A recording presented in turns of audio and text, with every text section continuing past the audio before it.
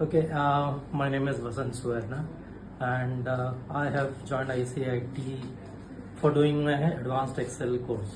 Okay, well, to give a brief, I'm almost kind of through with my corporate service and almost on the retirement stage. Okay, but still, I thought, after retirement, what I need to do something right. So I thought, let me just kind of get into doing something in Excel. I had this opportunity in Deutsche Bank where they were looking out for people. So I thought, okay, let me just kind of do advanced Excel, and then probably that can help me guide through and take care of my retirement kind of stage.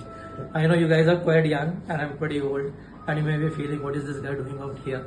But this is it. Okay, that's the fact of life. Learning at any stage is kind of, there's no age bar for learning as such. So that's why I thought, okay, let's do something in life and let's kind of, do advanced Excel in ICIT. The atmosphere in ICIT, in fact, was pretty good. The professor or the teacher was good, cooperative, and he kind of guided us through pretty well. And it was a good journey throughout. And thanks to ICIT, so that I've completed my course and I'm kind of standing out here, trying to collect my passing certificate.